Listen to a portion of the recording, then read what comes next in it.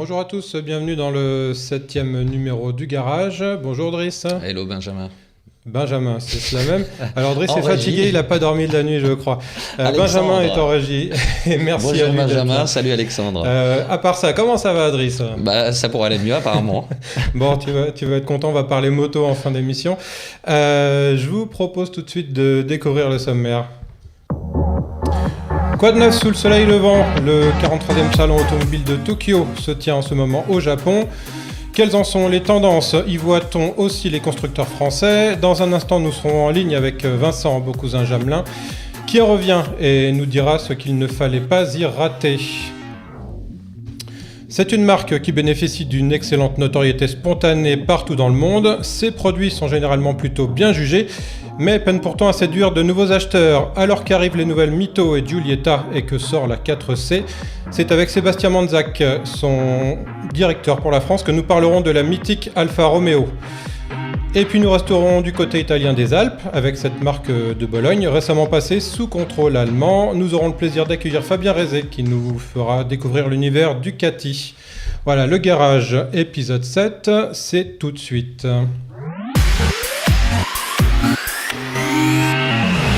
Alors Vincent, donc, tu reviens de Tokyo, le 43e salon automobile. J'imagine qu'il y avait énormément de choses à voir. Alors est-ce que tout de suite on peut déjà faire un petit point sur les tendances qui se dégagent du salon? Qu'est-ce qu'on voit en majorité? Alors il y avait deux choses à Tokyo, c'est bien entendu la présence des constructeurs japonais qui sont sur place et qui jouent à domicile. Alors pour les constructeurs japonais, l'essentiel c'était de démontrer pas mal de nouvelles technologies avec des concept cars qui sont très proches d'une réalité future. Et puis en face, étonnamment, on avait une grande présence aussi de quelques constructeurs européens. On peut penser à Porsche ou à Jaguar qui ont réservé 2 premières mondiales sur le salon. Donc c'est finalement cette année un salon assez varié et qui s'internationalise surtout de plus en plus. Alors constructeurs européens, donc Jaguar, Porsche. J'ai vu passer également beaucoup d'Allemands en dehors de Porsche, type Volkswagen, Audi. Ils avaient eux aussi des nouveautés à présenter? Alors Volkswagen présentait, il y a notamment la Twin-Up qui est une hybride diesel, ce qui est un petit peu logique qu'il la présente là-bas puisque on sait que le Japon c'est le premier marché pour les automobiles hybrides. Et puis ensuite on avait quelques petites nouveautés ici ou là chez d'autres constructeurs allemands, mais qui sont quand même avec une présence moins massive de ce qu'on a l'habitude de voir, soit sur les salons européens ou même américains, avec des stands qui sont quand même beaucoup plus petits. Alors un marché qui se présente, qui se tourne, j'ai l'impression, beaucoup vers l'électrique.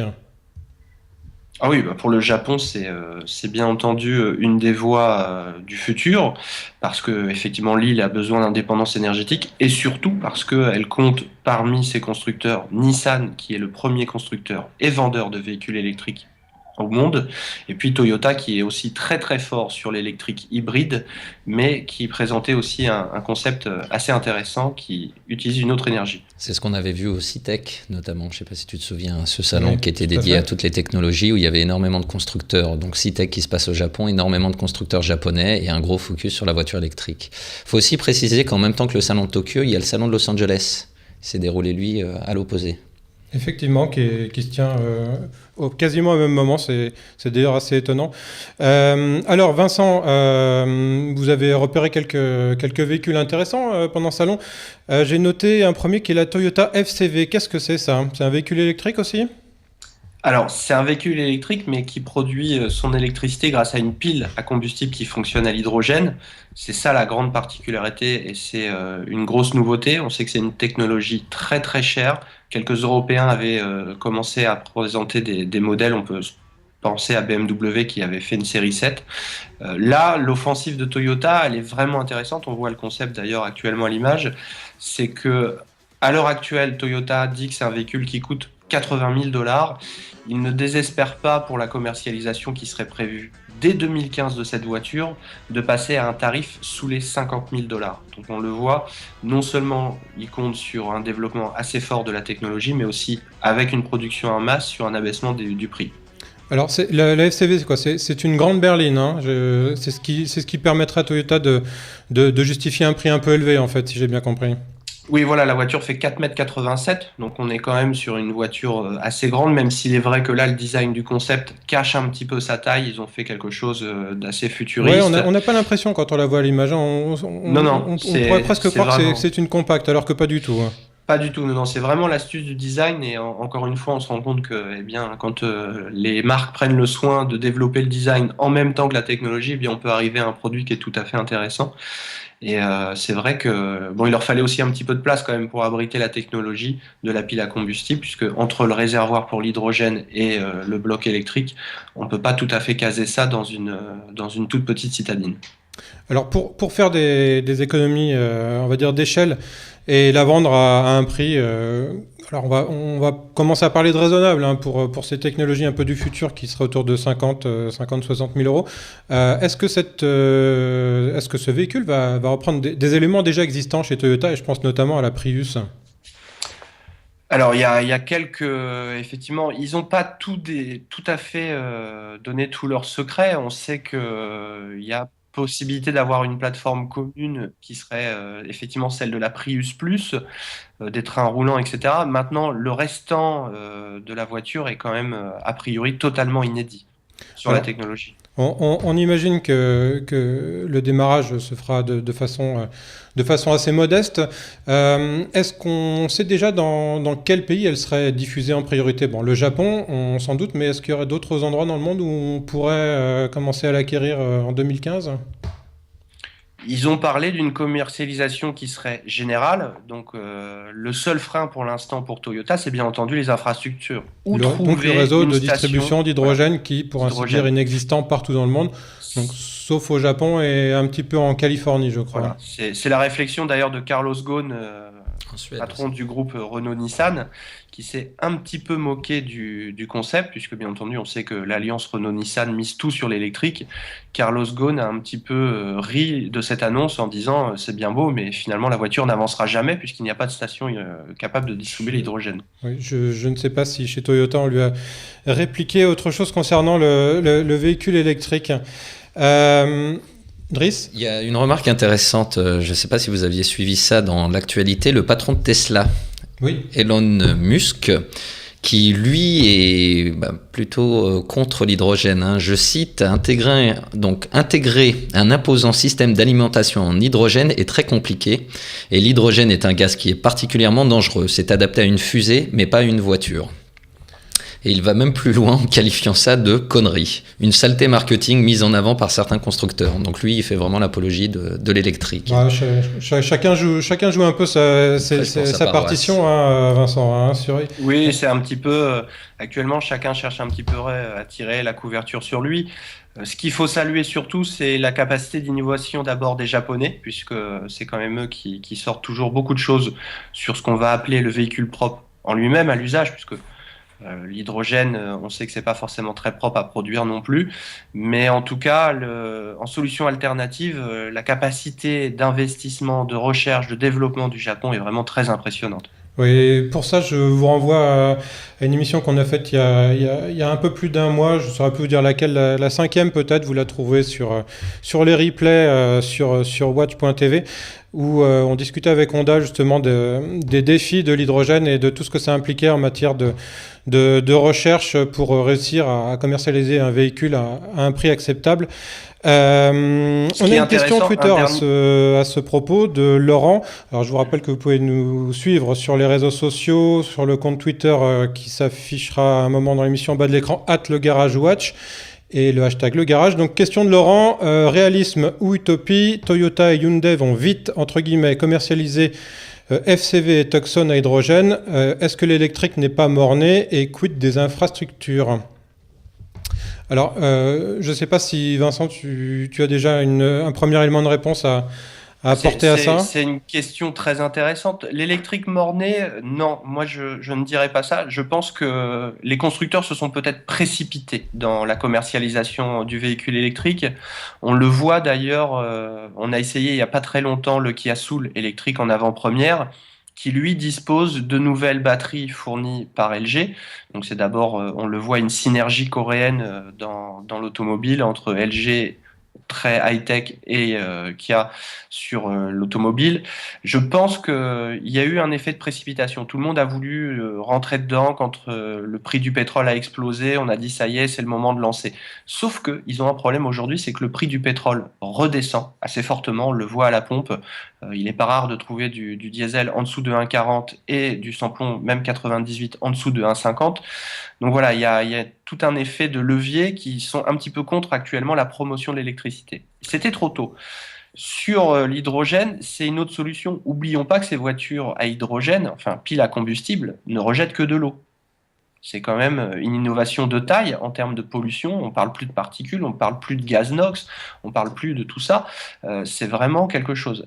Encore une fois, sur l'hydrogène, on le sent, les marques disent voilà, ça arrive. Ils se précipitent moins que sur l'électrique. Donc, mais il ne faut pas enterrer l'électrique tout de suite. Alors, j'ai une petite remarque que je ferais par rapport à ça aussi, c'est qu'il y a une chose qu'il ne faut pas oublier, c'est que le Japon est entre guillemets en crise énergétique, hein, on a tous Fukushima en mémoire, et que le véhicule électrique est très consommateur d'électricité, et que la pile à combustible est un moyen peut-être différent de faire du véhicule électrique, c'est-à-dire en produisant sa propre électricité à partir de piles à combustible et non plus en ayant besoin de recharger sa voiture.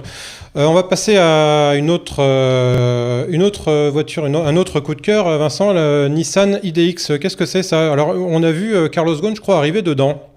Oui, tout à fait. Alors, d'abord c'est l'anniversaire de Nissan Datsun cette année. Donc, Nissan à Tokyo voulait faire très fort. Ils l'ont fait. Ils ont présenté beaucoup de choses.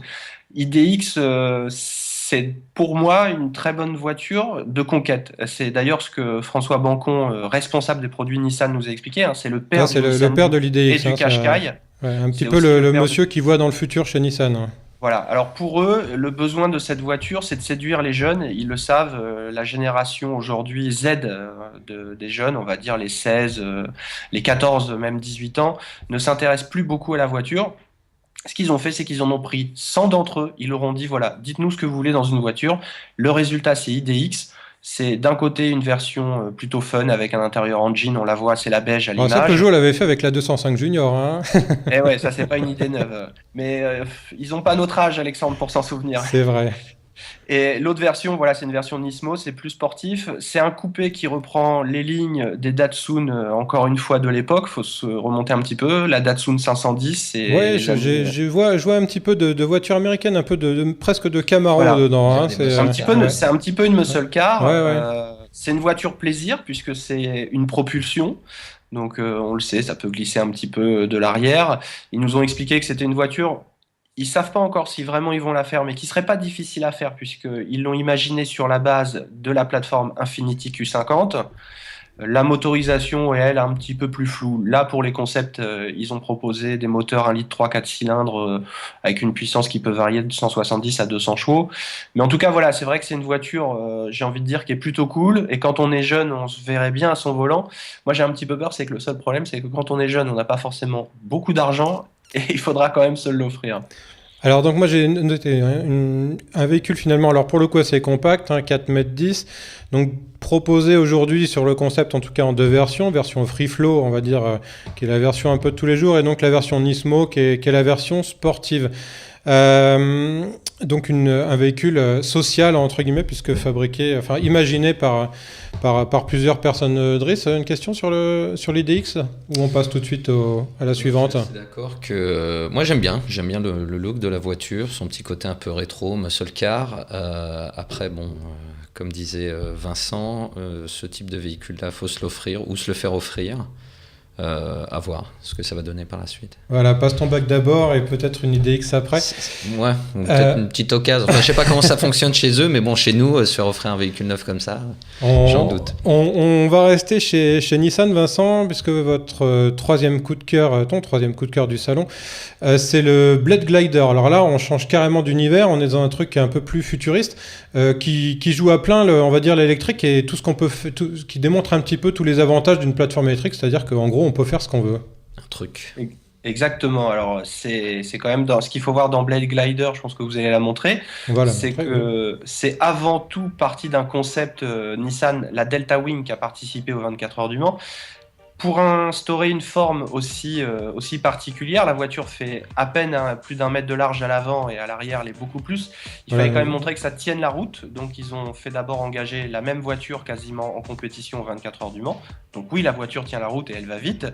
Et surtout, c'est, je pense, un bon concept qui est très, très proche de la réalité. Alors, pour le coup, Nissan nous l'a confié. Il faut savoir qu'ils sont beaucoup plus proches de la production. Ils ont même commencé les tests de la version définitive avec Blade Glider qu'on ne l'est de Nissan IDX. Chez Nissan, on nous a confié qu'à 90%, on était proche de la version de série sur Blade Glider, ce qui est vraiment très, très innovant et intéressant sur ce point de vue-là. Alors, donc ce véhicule en forme d'L Delta, hein, comme tu l'as souligné, une voie avant très étroite, 3 passagers?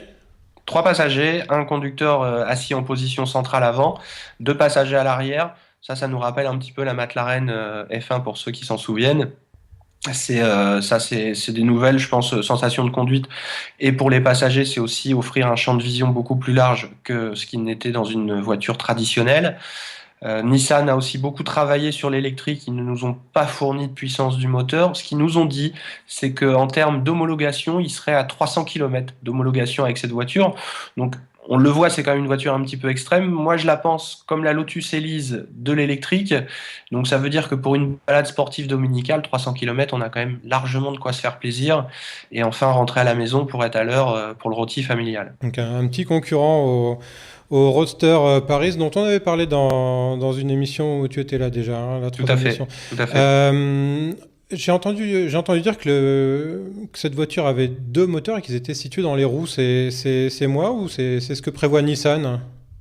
Alors, les on-dit, effectivement, d'après la structure, il semblerait que ce soit des moteurs dans les roues. Bon, maintenant, la technologie du moteur électrique dans la roue est quand même très bien installée. Ça fait des années qu'on en parle.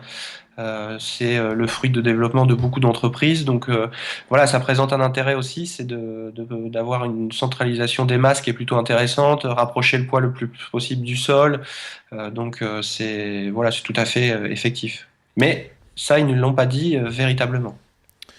Alors, on va enchaîner sur votre 4e coup de cœur. Et là, on change d'univers puisqu'on revient sur une motorisation thermique et même des motorisations assez nobles avec la Jaguar F-Type coupé. Ça, c'est un petit peu la pépite de Jaguar. La F-Type coupé, elle est dérivée bien entendu du Roadster. C'est l'anti-Porsche 911, la véritable qu'on voit depuis quelques décennies, en tout cas capable de venir gêner Porsche. Alors, la voie Jaguar s'est d'ailleurs taillé déjà 25% du marché mondial sur le même segment que la 911 avec la F-Type Roadster. On peut penser qu'avec une version toit en dur, cette part de marché ne devrait que croître. Et c'est aussi une belle évocation pour tous les passionnés de sport. Notamment, on peut penser à un engagement de Jaguar en catégorie GT3 aux 24 heures du Mans avec cette version. Ce qui nous offrirait quand même une bagarre assez exceptionnelle entre Porsche, Aston Martin, Jaguar, Corvette au Mans avec un plateau superbe. Donc on peut que penser que cette Jaguar est définitivement le retour du succès pour la firme de Coventry. Alors, 3 versions, hein, si j'ai bien compris. Une version, on va dire, de base, une version S et une version R. Est-ce que tu peux nous en dire plus ? Alors, les 2 versions de base sont motorisées par un V6, un premier V6 de 340 chevaux. Le V6S est lui de 380 chevaux. Et enfin, on monte sur un V8 de 495 chevaux, sachant qu'on devrait avoir par la suite une version R avec un V8 probablement de 550 chevaux. Là, il y aura vraiment de quoi aller très très loin en termes de plaisir et de performance. Ouais. Tout à fait. Driss, sur la Jaguar, une question à poser? Non, pas vraiment, si ce n'est quand est-ce qu'elle sera commercialisée et est-ce qu'on connaît déjà son prix? Alors là, c'est la commercialisation de mémoire, elle arrive dès le début de l'année prochaine, 2014. Le prix officiel, ils les ont pas encore annoncé. On sait que la version cabriolet, elle, débute aux alentours de 60-65 000 euros. Donc on devrait tenir des prix assez proches de cela. Après, restera au client à choisir une version cheveux au vent ou pas. Alors, on va finir sur le salon de Tokyo avec les constructeurs français. Alors, quand le salon d'automobile a lieu à Paris, les constructeurs japonais sont là et montrent beaucoup de choses. Est-ce que l'inverse est vrai, Vincent ? Alors non, l'inverse est pas tout à fait vrai. Il y a une présence assez contrastée des constructeurs français sur le salon japonais. On a Renault qui, malgré tout, fait un effort de présentation. Les Japonais sont d'abord très attachés à la marque Renault Sport. Il y a un club alpine, par exemple, qui est très puissant au Japon. On a vu pas mal de Mégane RS et de Twingo RS rouler dans Tokyo. Renault a une vraie présence. On sent que la marque a un véritable aura. Il présentait Désir, donc un concept assez vieux chez nous. Oui, qui a 3 ans quand même. Hein. Voilà. Mais malgré tout, il lance des produits comme Renault Capture avec une présentation faite par Lorenz Vandenacker, le grand designer chef de Renault. On voit que Renault soigne quand même les Japonais. C'est pas un énorme marché, mais malgré tout, ils montrent qu'ils y attachent de Ouais, l'intérêt et de l'importance. et la Lutetia qui est la version japonaise de la Clio. C'est la Hein, version c'est ça japonaise de la Clio. Alors là, vous montrez le stand Peugeot. PSA, on va dire, puisque c'était un îlot avec deux voitures chez Peugeot, une voiture chez Citroën. On sait que le groupe PSA actuellement mise tout sur la Chine et ça se ressent. La présence à Tokyo était vraiment minime. Je pense plus histoire de dire on est là et de présenter quelque chose. Maintenant, est-ce que c'était pertinent d'y aller avec une aussi petite structure? Entre ça et rien faire, je ne sais pas quelle est la meilleure des solutions. Mais il y avait quand même de l'intérêt ou pas autour de ces marques Citroën, c'est une marque qui est finalement assez connue au Japon. Il y a même des fan clubs, il y a même des gens qui sont fan club de la BX là-bas, c'est dire.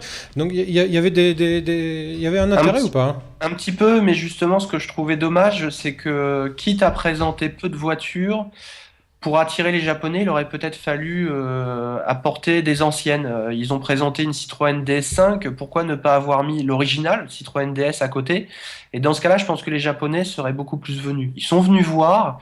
Maintenant, on peut pas dire qu'il y avait foule quand même sur la présentation des automobiles sur le stand. Justement, est-ce qu'il y avait beaucoup de monde sur ce salon? Le public répond présent ou pas? Alors oui, les Japonais, malgré les difficultés qu'ils ont pour avoir une voiture, puisque à Tokyo, je vous rappelle que pour acheter une voiture, il faut présenter le titre de location de propriété d'un garage, ce qui est quand même très contraignant. On n'a pas forcément le droit d'acheter une voiture comme on veut. Et d'abord, les Japonais sont quand même excessivement passionnés d'automobile. On le voit par ce que disait Alexandre, il y a beaucoup de clubs sur les anciennes européennes. C'est par exemple un énorme marché pour Ferrari. Ce sont des gens qui peuvent pas forcément exploiter l'automobile ou la vivre comme nous on la vit, c'est-à-dire parfois en faisant des très longs trajets, etc.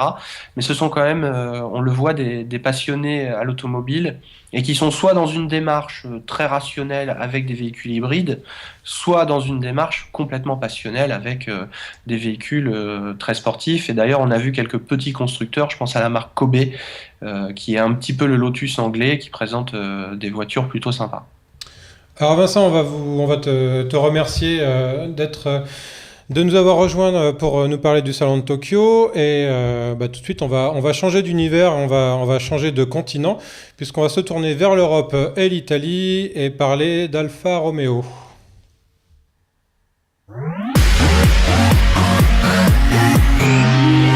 Alors, on va parler d'Alfa Romeo, Driss. On va changer donc de sujet, on l'a dit.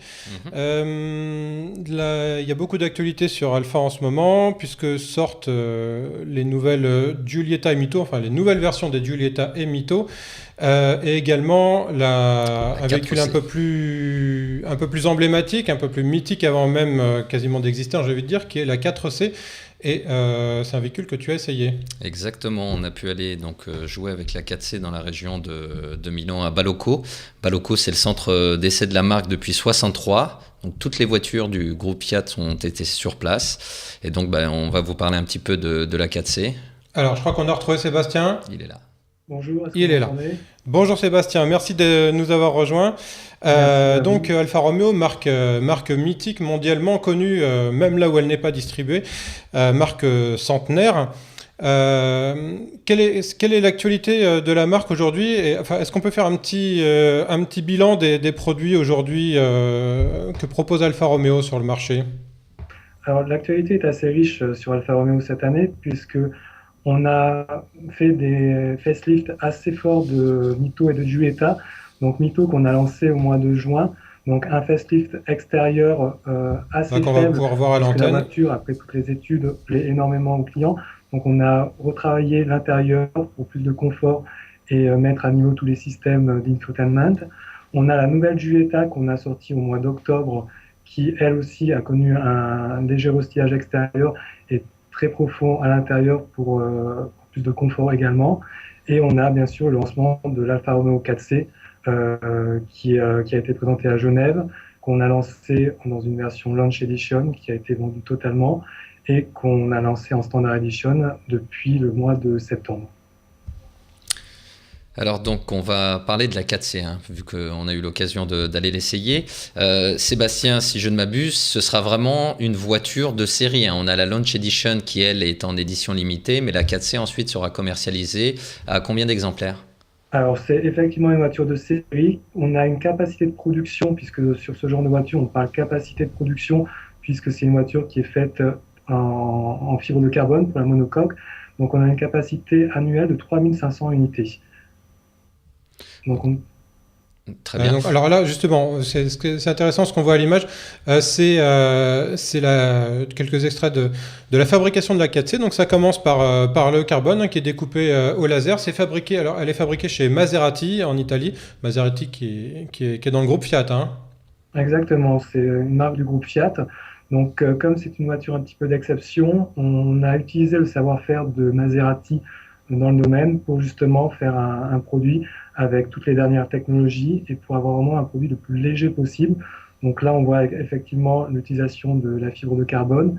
Il faut savoir que c'est une monocoque, donc fibre de carbone qui ne fait que 65 kg, la partie carbone, et la voiture au total pèse 895 kg. Alors c'est très faible. Ce qu'on voit là, c'est des chaînes de montage finalement très peu robotisées. C'est une voiture qui est faite à la main. Oui, c'est exactement ça. C'est un assemblage manuel. Donc, on explique ainsi les 3500 unités, les capacités de production. Il faut savoir qu'une voiture normale est produite en quelques heures. Pour une Alfa Romeo 4C, il faut environ 2 semaines d'assemblage pour la terminer. Donc, c'est vraiment du fait main. Si je ne m'abuse, la capacité de production aujourd'hui est environ 17 véhicules par jour, non ? Exactement, c'est exactement ça. Donc, la raison étant ce châssis en carbone. La voiture sera lancée, donc la 4C est lancée à partir de quand ? Alors, elle est déjà lancée puisqu'on l'a lancée au Salon de Genève. Après, c'est la commercialisation et l'arrivée en concession qui est un petit peu plus tardive, puisque là, actuellement, nous avons les premières livraisons clients qui s'opèrent sur la France. Nous en avons théoriquement 2 cette semaine et sur le mois de décembre, ça va continuer. D'accord. Donc là, on a pu l'essayer. Ce que vous nous disiez lors de l'essai, c'est assez étonnant. C'est que la voiture pèse 895 kg, donc ce qui est quand même très léger, et qu'il y a des options gratuites. Alors ça, j'ai trouvé ça assez étonnant. Pour encore baisser le poids, vous pouvez nous en parler un petit peu ? Alors effectivement, comme l'ennemi lors de la production, du développement de la voiture, notre ennemi numéro 1 fut le poids. Donc on s'est dit, on veut absolument atteindre le poids inférieur à 900 kg. On veut un rapport poids-puissance extraordinaire, donc on est à moins de 4 kg par chevaux. Et donc pour le faire, on a essayé d'enlever toutes les choses qui, pour un vrai pilote qui veut vraiment s'amuser, peuvent être inutiles. C'est ainsi qu'on a pas mis de série la climatisation et l'autoradio. Combiner ces 2 éléments font environ 30 kg. Mais c'est des options gratuites, c'est-à-dire que pour les clients qui souhaitent vraiment les avoir, ils peuvent les prendre et c'est gratuit. Donc c'est vraiment dans un souci de satisfaire un maximum de personnes et surtout les pilotes, ils ont la possibilité de prendre une voiture vraiment sans ces options. La voiture a un look qui est quand même assez sportif, mais pour autant, c'est pas non plus un moteur surpuissant comme on peut en entendre parler d'habitude de 300, 500 chevaux. Non, mais cela s'explique par le poids de la voiture, parce qu'à 895 kg, on n'a pas besoin d'un moteur surpuissant. Vous l'avez essayé, Brice, la voiture, et quand on y est, on sent tout de suite la poussée des chevaux qui sont derrière, le bruit est là, tout le plaisir de conduire et de conduite est là dans cette voiture. Alors donc, le moteur, c'est donc un 4 très cylindres 1750, cylindré mythique, s'il en est chez Alfa Romeo. Donc 200... De combien de chevaux, Driss ? 240 chevaux. 240 chevaux. Alors moi, je me suis laissé dire qu'il y avait moyen de tirer beaucoup plus de ce moteur. C'est prévu ou pas à l'avenir ? Pour l'instant, il n'y a rien de prévu, dans le plan produit, mais on n'est pas à l'abri de surprise. Driss, autre chose ? Qu'est-ce que je pourrais vous dire d'autre? Donc, on a pu l'essayer là sur le circuit. La sonorité, là, on n'a pas le son, mais il y a une sonorité vraiment intéressante sur la voiture. Ça pousse fort, ça pousse très fort. Le moteur est lui aussi en aluminium, donc toujours dans cette quête du poids. Et la voiture, donc, on a plusieurs modes de conduite. On n'a pas pu essayer le mode race, hélas, parce qu'il pleuvait. C'était un petit peu tendu lors de l'essai. Donc, on avait l'opportunité de rester en mode normal ou en mode dynamique, ce qu'on a choisi. Ça pousse très fort. Et encore une fois, il y a cette sonorité qui a été renforcée, si je ne m'abuse, au niveau de la 4C. Oui, la sonorité est renforcée. Les voitures que vous avez essayées avaient le pack racing, donc avec une sortie d'échappement spécifique qui justement donne ce petit son très sportif et très agréable à l'oreille. Là, on voit à l'intérieur de la voiture. Donc, c'est carbone apparent, on cherche pas la fioriture. Hein. Exactement. Ça donne un côté encore plus sportif et c'est très apprécié par les clients justement. Par contre, vous pouvez voir qu'au niveau du tableau de bord, tout est fait justement pour satisfaire le conducteur. Tout est tourné vers lui justement comme un vrai poste de pilotage. Alors moi j'ai une petite marotte moi qui suis fan de technologie, j'aime pourtant pas tellement ça dans les voitures et je voudrais savoir qu'est-ce qui a justifié l'idée d'opter pour une instrumentation numérique dans la 4C plutôt que un tachymètre et un compte-tours à aiguille qui donnerait une image encore plus sportive, non? Pourquoi vous avez choisi du numérique? Parce qu'Alfa Romeo, c'est aussi synonyme de technologie, donc ça c'est au niveau du travail des ingénieurs. Aujourd'hui, on a essayé d'être le plus moderne possible et avec les différents modes de conduite, donc on en a 4, de normal à tout temps, au weather, dynamique et le mode race. C'était plus facile justement et plus agréable pour le conducteur d'avoir un écran TFT avec des changements de couleur en fonction des modes qu'il utilise et la possibilité quand il est en mode race de voir justement le nombre de G produit par la voiture. Driss, le poste de pilotage, qu'est-ce que tu en as pensé? Écoute, c'était plutôt confortable. On a passé beaucoup de temps dans la voiture. On est très bas au niveau de la position, ce qui permet d'avoir encore plus de sensations. C'est très joueur, encore une fois, une voiture très courte, moteur en position arrière.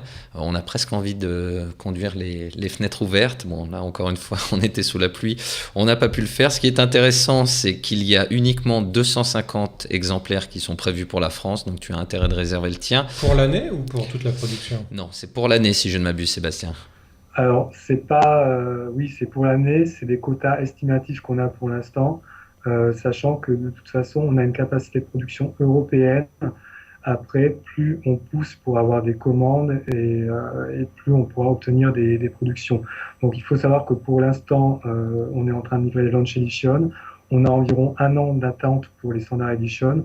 Donc, si vous voulez acquérir une 4C, il faut vraiment signer un bon de commande très rapidement pour réduire l'attente. C'est bientôt Noël. Ah, c'est bientôt Noël, oui. Alors, justement, vous l'avez souligné, on est sur les périodes de production européenne, mais la 4C, si je ne m'abuse, elle est également destinée à être un outil de conquête pour de nouveaux marchés pour Alfa Romeo. Exactement, ça sera un outil de conquête pour d'autres pays, notamment les États-Unis. Donc, le lancement sera fait prochainement. On y travaille activement au niveau de Turin. Et ça va permettre justement de reconquérir les États-Unis où on est absent depuis quelques années maintenant.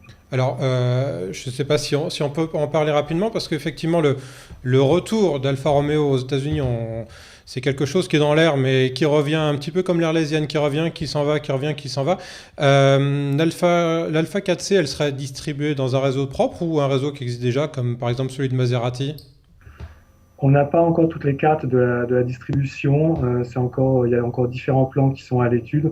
Donc pour l'instant, rien de définitif.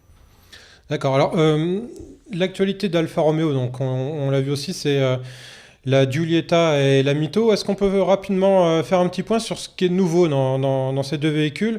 Parce que la ligne extérieure reste assez fidèle à ce qu'étaient les phases 1. Hein. Alors exactement, pourquoi l'extérieur on n'y a pas trop touché? Parce qu'on s'est rendu compte que dans les critères d'achat de nos clients, Le premier critère, c'était le look extérieur. Donc là, ce qu'on voit pour l'instant, l'image, c'est la Giulietta. On va voir la Mito également dans les images qui suivent. Par contre, donc, on a retouché un petit peu l'intérieur. Donc là, on voit une nouvelle Giulietta à l'image. À l'intérieur, donc sur une Giulietta, on a changé le tableau de bord. On a mis un nouveau système d'infotainment avec un écran couleur de 5 pouces, nouveau volant et des petites touches comme ça. Et alors, au niveau des équipements, il y a des nouvelles choses aussi, je crois. Alors, on a une dotation d'équipements qui est beaucoup plus riche. Par exemple, on a des choses qu'on n'avait pas auparavant. Par exemple, le radar avant sur une Giulietta. Après, on a également amélioré l'offre moteur, puisque sur Giulietta, on a un nouveau bloc moteur de 150 chevaux en diesel qui remplace le 140 diesel. D'accord. Est-ce que, en même temps que la puissance augmente, parce que c'est un petit peu la mode en ce moment, tout ce qui est émissions, consommation diminue? Effectivement, oui, les émissions diminuent aussi, puisque c'est le souci aujourd'hui. Donc, on a travaillé là-dessus également sur nos motorisations. Sur Mito, c'est exactement pareil. On a retravaillé, donc là, on la voit à l'image. On a donc retravaillé la calandre et la finition des phares au niveau extérieur. Et au niveau intérieur, on a travaillé donc surtout sur les versions distinctives des selleries et les tableaux de bord qui sont maintenant avec des couleurs noires, grises ou rouges avec un petit effet crescendo et également un nouveau système d'infotainment et en option une navigation d'origine TomTom à 500 €, donc à un prix défiant toute concurrence. Alors sur la Giulietta, si je ne dis pas de bêtises, la gamme aujourd'hui est coiffée par une Quadrifoglio Verde. J'ai entendu des rumeurs qui signeraient le retour d'une version GTA sur ce véhicule. Est-ce que c'est quelque chose qui est dans l'air ou ça reste de la rumeur? Pour l'instant, c'est juste une rumeur. On reste sur nos versions Quadrifoglio Verde, sur lesquelles il se passera de belles choses l'année prochaine. Donc voilà. Alors, la Mito, elle participe également à un programme sportif, mais qui est un programme moto, qui est le SBK. Ça va être une transition toute trouvée, puisque notre prochain invité, c'est un monsieur qui est chez Ducati, Driss, et qui s'appelle Fabien Rézé. Racontez-nous ça. De quoi va-t-on parler maintenant? Alors, on va parler moto. On va rester chez Alpha, là, expliquer un petit peu ce qu'est le SBK. Le SBK, c'est le Superbike. C'est donc un championnat de course moto.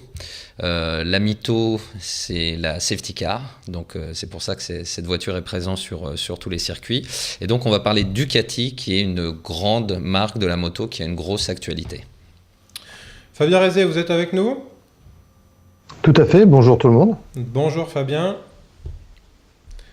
Alors, écoute Driss, toi tu as essayé des nouveautés chez Ducati, donc je te laisse en parler parce que moi je ne suis pas motard, tu sais.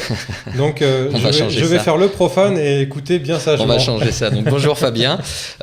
Aujourd'hui on va parler donc chez Ducati de deux grosses nouveautés. La première c'est la Panigale 899, donc qui va remplacer la 848 Evo et qui est une déclinaison de la Panigale 1199, Fabien. Oui, alors elle remplace déjà parce qu'elle est déjà en concession. On l'a présentée à la presse internationale à Imola au mois d'octobre dernier, sur le fameux circuit, le circuit italien assez connu, malheureusement pour un problème lors d'une course de Formule 1 que tout le monde sait, mais ce circuit était merveilleux, était tout à fait adapté à la moto, qui est une super bike, une super mid-size, si on peut dire ça. C'est une moto qui va effectivement remplacer la 848 Superbike qui disparaît du catalogue. La Panigale reprend l'esthétique à 90%, on va dire, de la 1199 Panigale. C'est vrai qu'on a du mal à les différencier l'une de l'autre. C'est très difficile de dire laquelle est la 1199, laquelle est la 899. Alors, il y a un élément qui saute aux yeux immédiatement, c'est que la 1199, la grosse Superbike, elle possède un monobras. C'est une marque, une touche Ducati depuis la sortie de la 916, la mythique 916, mais elle reprend carrément pratiquement tout l'esthétique et surtout toute la technologie embarquée que la grande sœur a pu innover et lancer. Donc 8,99 signifie que la cylindrée est de 898 cm3. Est-ce que tu peux nous parler un peu plus du moteur justement? Oui, alors le moteur est tout nouveau, en fait, comme la moto. C'est un moteur avec des cotes super carrées. D'abord, son nom s'appelle le moteur Super Quadro. Super Quadro qui équipe la 1199 de la cylindrée éponyme. La 899 est donc une 899 en cylindrée aussi, avec un moteur aux cotes super carrées. Ça permet d'avoir du couple à bas régime, à mi-régime. Ça permet de monter très haut dans les tours et d'avoir une réaction du moteur assez vive et instantanée. Alors, j'ai pas pu essayer la moto encore, je vais venir frapper à ta porte très prochainement, mais j'ai cru comprendre qu'elle était quand même plus simple à conduire que la 1199 qu'on avait eu l'occasion de tester précédemment. Pardon. Alors, si on devait tracer les grandes lignes de ces deux sœurs, la grande et la petite, pour reprendre le mot qui est revenu le plus souvent dans la bouche des journalistes lors de la présentation internationale sur ce circuit que l'on voit à l'écran, c'est homogénéité et facilité de prise en main, facilité de prise en main, facilité de conduite, de freinage. Il y a bien sûr toute l'assistance électronique qui est là maintenant, qui commence à se généraliser, qui est pratiquement, je ne veux pas dire de bêtises, sur tous nos modèles, excepté le petit Monster. Mais voilà, les assistances électroniques maintenant font partie intégrante de la moto, de nos motos déjà, depuis un petit bout de temps, et ça aide énormément. Après, cette moto, elle est effectivement très facile et elle a surtout un avantage, elle fait un petit peu moins peur que la grande. Donc, tu vois, Alexandre, ça veut dire que tu vas peut-être pouvoir prendre le volant de cette moto-là, aussi impressionnante soit-elle. Prendre le guidon, je pense pas que ce soit le problème. Il faut encore que j'ai mon permis et j'ai pas du tout commencé. Donc, ça risque de prendre un petit peu de temps. Il est pas trop tard. Alors, justement, Fabien, tu parlais du couple qui est quand même plus élevé sur toute la plage, ce qui est particulièrement intéressant. Quelles sont les autres caractéristiques de cette Panigale 899, notamment en termes de poids, de puissance? Alors, en termes de poids, c'est une moto à sec sans la batterie et les liquides qui fait 168 kg. Donc 168 kg à sec pour 148 chevaux dans un monde libre, parce qu'en France, nous sommes bridés au niveau de la réglementation à 100 chevaux. Est-ce que ça va changer ça bientôt sur ou pas? circuit, oui, a priori, le 1er janvier 2016, 2015, pardon, tu as raison. 2015, cela devrait être en harmonie avec la loi européenne. Donc on retire les brides le 1er janvier 2015. Oui, alors il faut savoir, il n'est pas encore déterminé si la loi sera si on pourra débrider les motos 2013, 2012, 2013, 2014, 2015. Et si c'est rétroactif ou pas. Oui, j'imagine qu'il y aura des problèmes d'homologation peut-être qui vont se poser. Au niveau tu parlais tout à l'heure de toutes ces assistances. C'est vrai que tout comme dans le monde de la voiture, Alexandre, il y a de nombreuses assistances maintenant sur les motos. Est-ce que tu peux nous en dire plus, Fabien? Oui, alors les assistances électroniques, alors, on commence par les assistances, mais il y a bien sûr l'ABS. Je prends le cas de la 899 pour ne citer qu'elle, mais il y a 3 niveaux d'ABS qui se paramètrent automatiquement avec les mappings que l'on engage. C'est-à-dire que la moto possède 3 mappings, Race, Sport et Weight. Et selon le mapping engagé, via le guidon gauche, par un simple bouton, cela paramètre automatiquement un ABS qui est configuré en fonction du mapping que l'on veut. Voilà, donc il y a un ABS dernière génération qui a 3 niveaux. Il y a un anti-patinage qui se paramètre aussi automatiquement. Donc le cumul des deux, l'association des deux, l'ABS et l'anti-patinage, chez nous on appelle ça le safety pack. C'est un pack sécurité pour monsieur tout le monde et qui aide énormément à conduire, si ce n'est piloter une moto. Bien sûr, tout est déconnectable à volonté ou paramétrable. Voilà. Et pour Alexandre qui adore ça, au niveau de la Panigale, tu as également un écran. Donc c'est un écran, il fait quelle taille? C'est 7 pouces, je crois, quelque chose comme ça. 6 ou 7 pouces. Oui, c'est plutôt 7 pouces. Je n'ai plus la taille Oui, exacte. je crois que c'est un écran qui est numérique assez de large. 7 pouces qui te fournit toutes les informations et donc on peut modifier la cartographie et toutes ces assistances avec un simple commodo sur le guidon. Ça, j'ai l'impression que c'est des choses qui sont un petit peu déclinées de l'automobile. Est-ce que Audi, donc, qui est le propriétaire de Ducati depuis à peu près 2 ans, est-ce que Audi a beaucoup influencé ça ou c'est des choses qui étaient déjà dans les cartons? Alors non, n'en déplaise aux automobilistes, mais c'est vrai que la moto avait un petit peu de retard sur l'automobile. A encore, on peut dire, mais on essaye de rattraper un maximum ce à quoi Ducati participe énormément avec toutes ces assistances. Nous avions déjà des assistances électroniques. Le premier anti-patinage, par exemple, est apparu sur la 1098R en 2007, pour ne pas dire de bêtises, fin 2007. Et nous avions déjà des ABS, par exemple, en 2003, nous avions la ST4S qui avait un ABS aussi déconnectable. Alors moi, quand je Maintenant, il dis y a, ça, je pensais aussi à tout ce qui est programme de pilotage. Donc là, Driss parlait de 3 programmes différents.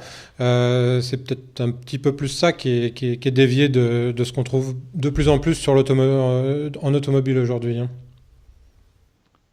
alors effectivement, sur pas mal de voitures, on trouve ce genre de paramétrage, mais nous n'avions pas attendu d'appartenir au groupe Audi pour avoir ceci. Ça a déjà été mis sur les motos d'origine.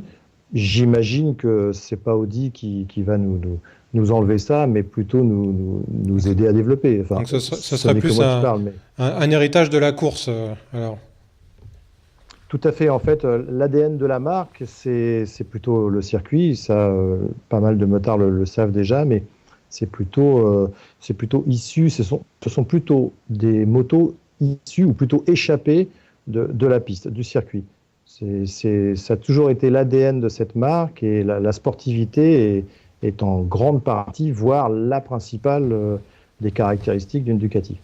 Justement, au niveau maintenant de la segmentation de la gamme, donc la 1199, la grande sœur se dédie, c'est plus une pistarde, hein, si je puis dire. Donc la 899, vous la positionnez comment? Alors effectivement, la grande sœur est vraiment plus racing que toute autre Ducati. Celle-ci développe 195 chevaux dans un monde européen et sans l'échappement et le boîtier, sinon on passe allègrement les 200. La petite ne fait entre guillemets que 148 chevaux, ce qui est déjà pas mal. Et en fait, la 899 est plus accessible. Je vais dire que c'est celle que l'on peut le mieux conduire et non pas piloter. Après, il y a conduire et piloter. En automobile, c'est pareil. Il y a conduire et piloter. Conduire une moto, c'est relativement facile, surtout avec des assistances comme la 899 possède. Après, piloter, c'est autre chose. Et là, les assistances sont aussi d'une grande aide. On va parler un petit peu prix, argent. Quel est le prix de la 899? Alors, le prix est de 15 790. Il y a un seul prix, vu qu'il n'y a qu'un seul modèle. Elle est en blanc ou en rouge Ducati. Ça, c'est classique chez nous, obligatoire, le rouge. Et elle est dispo chez tous les concessionnaires officiels Ducati. Et pour qu'on ait un ordre d'idée, sa grande sœur est à combien? Alors sa grande sœur, il y a plusieurs modèles. Il y a la standard, il y a la S, il y a la R. Alors ça démarre à 19 690, sans dire de bêtises, il faut vérifier, mais c'est ça. Après, nous avons la S qui dépasse les 24 000 et après, il y a la R qui atteint 33 990 €. Et là, c'est autre chose. C'est celle qui sert d'homologation au championnat Superbike, le championnat de vitesse dont on parlait tout à l'heure.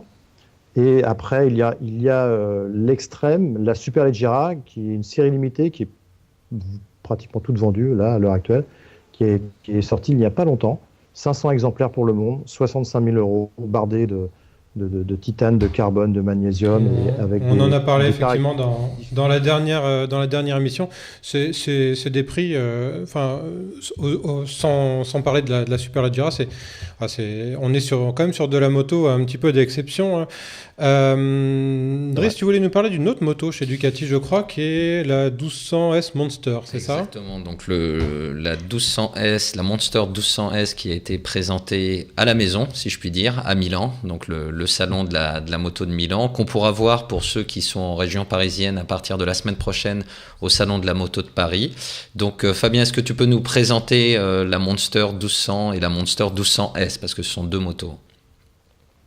Alors, la Monster 1200 et 1200S, ce sont les modèles 2014, la toute dernière Monster. La grosse Monster, la famille Monster a eu 20 ans cette année. Elle arrivera à maturité en 2014 avec ses 21 ans, si je peux dire. La 1200S est complètement nouvelle avec un moteur qui est dérivé de l'ancienne Superbike, la 1198, et moteur qui équipe aussi la Multistrada et le Diavel. Ce sont des moteurs qui vont développer 135 et 145 chevaux pour la Standard et la S, et elles seront dispo à partir du printemps. Alors moi qui n'y connais rien, c'est une moto qui se destine plus à quoi, la Monster? Alors la Monster, juste pour rappeler très vite d'où elle vient, quelles sont ses caractéristiques. Elle est arrivée en 93, c'est un roadster, c'est donc une moto complètement dépouillée avec un roadster, c'est une partie cible de sportive, des freins de sportive, un moteur de sportive, mais avec un look complètement dépouillé. Voilà, c'est le segment le plus vendu en France, le roadster. Donc la Monster, historiquement, a toujours été très très bien cotée et très bien vendue en France. C'est un pays pour lequel elle est parfaite. Et ça se destine plutôt à... Alors, c'est un gros Monster, vu qu'il est très très puissamment fourni. Il est pareil que les Panigale, avec toutes les assistances électroniques, et c'est quelque chose pour quelqu'un qui a déjà de l'expérience quand même, et qui veut une moto lookée, racée, design, avec toutes les caractéristiques de quelque chose qui pousserait fort et qui est relativement sportif, mais au quotidien. On retrouve certains d'autres véhicules de Ducati, je pense notamment au Diavel, là, quand on voyait la photo de profil avec ses pots d'échappement et le support de plaque. Il y a aussi le cadre, hein, si je ne m'abuse, il y a quelque chose de spécial au niveau du cadre. Est-ce que tu peux nous en parler? Alors, la Monster innove un peu plus que précédemment, à savoir que le nouveau moteur issu de la Superbike est bien là, mais il y a un cadre plus minimal, un cadre Tredi. Et en fait, le moteur est porteur. Le moteur est porteur, il y a un ancrage avant-arrière, et un peu comme la Panigale, c'est une technologie qui a été lancée sur la Panigale, sur la 1199. Le moteur porteur permet aussi de réduire le poids, un peu comme l'a expliqué tout à l'heure Sébastien, pour Alpha. Chez Ducati, quand on peut mettre des chevaux dans le moteur, on le fait, mais quand on peut enlever du poids, on le fait aussi, parce que c'est aussi ça qui participe aux performances. Alors, en quoi se différencie la 1200 et la 1200S? Alors, déjà 10 chevaux, ça, voilà. Le prix, déjà. Le prix. C'est assez important, ça aussi, oui. Oui, le prix, la faute de ma part, le prix est de 13 000 à vérifier, 13 500 pour la standard et de presque 15 000 pour la S. Voilà, alors principalement il y a 10 chevaux, mais il y a aussi la partie cycle, parce que la S est équipée de fourches et amortisseurs Öhlins, du haut de gamme. Elle a des freins monoblocs, elle a des jantes différentes, plus légères, on a du forgé. Elle a tout un équipement, elle a un tableau de bord TFT, comme la Panigale en fait. Et voilà, rien que ça déjà, ça justifie la différence de prix, l'écart de prix, parce que rien que les suspensions Öhlins, c'est quand même presque un bras au détail. Et il y a aussi les freins, si je ne m'abuse, les étriers de frein. Les étriers de frein, les monoblocs, les M50 qui sont les Brembo. Tout est Brembo chez Ducati, mais là, ces freins qui équipent la version S, ce sont les mêmes freins que la Panigale en fait, que la grande sœur, la 1199. Donc ce sont des étriers de frein qui sont c'est du top quoi en fait, tout simplement. Tu parlais de l'écran TFT justement. La 1200, elle, a un écran traditionnel, classique? En fait, on peut rapporter ça aux deux Panigale, la 1199 et la 899, la grande ayant un écran TFT, comme le Diavoll, et la 899 ayant un écran LCD classique. C'est un peu la différence qu'il y a sur... Enfin, ce n'est pas un peu, c'est tout à fait la différence qu'il y a sur les deux monsters. Comment se place Ducati sur le marché en France, hein, parce que moi, encore une fois, je suis totalement profane.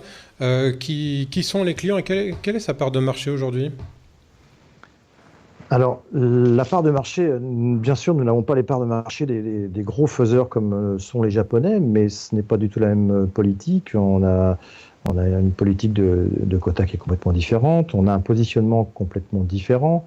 Nous avons des clients qui s'identifient énormément à la marque. Et Ducati, ça représente bien sûr les motos, mais aussi tout un univers. Alors, ce sont principalement des gens qui, comment décrire, souvent j'ai pour coutume de dire que acheter une Ducati après quelques années de permis, c'est un aboutissement culturel. Voilà, on vient chercher une Ducati pour le look, pour le son, pour ce qu'elle représente, pour tout ce que la marque véhicule, toute l'italienneté et la sportivité. Après, sur le marché français, nous sommes en part de marché à 5% environ. Mais il faut savoir que Ducati, pour le monde, c'est une fabrication annuelle de 44 000, 45 000 motos. Et bon an, mal an, chaque année, la France représente environ 10%. Voilà, selon les années. Il y a beaucoup de, si je transposais ça à l'automobile, il y a beaucoup de marques spécialistes, parce que je pense qu'on peut qualifier Ducati de marque spécialiste, qui aimerait être à 5% de part de marché. Hein. Oui, j'imagine, mais le but n'est pas bien sûr de rester à 5, mais c'est une place qui est complètement honorable et charge à nous de la développer. Et la marque a plutôt une bonne publicité auprès des motards et un affect assez important. Quels sont les marchés les plus importants pour Ducati dans le monde? Alors historiquement, bien sûr, il y a le marché domestique, l'Italie, mais bien sûr, il y a les États-Unis. Les États-Unis qui sont passés premier marché devant l'Italie. C'est énorme la progression qu'il y a eu et il y en aura sûrement encore. Après Ducati, l'Europe reste important, ça c'est évident. Des marchés comme l'Angleterre qui sont des marchés très très superbike, des marchés comme l'Italie où il y a beaucoup de passionnés, des marchés comme l'Allemagne où il y a beaucoup de rouleurs. Les marchés du Benelux, notamment surtout la Belgique, ressemblent beaucoup à la France, mais il y a d'autres marchés qui se développent. Il y a notamment les marchés sud-américains avec le Brésil où Ducati a créé une usine d'assemblage où il y a principalement du Diavoll. Pour le local, parce qu'en fait, ils n'arrivent pas à fournir assez pour le Brésil. Et il y a aussi une usine en Thaïlande qui fabrique beaucoup de monsters. Ok, écoutez Fabien, on va souhaiter bonne chance au 899 et au Monster. Merci d'avoir été avec nous. Je rappelle à nos téléspectateurs qui peuvent nous suivre sur les réseaux sociaux @leGarageWatch pour Twitter. Le podcast est également désormais disponible sur iTunes. Nous, on se retrouve avec Driss dans 15 jours, même endroit, même heure. À très bientôt, merci à tous et au revoir. Bye bye.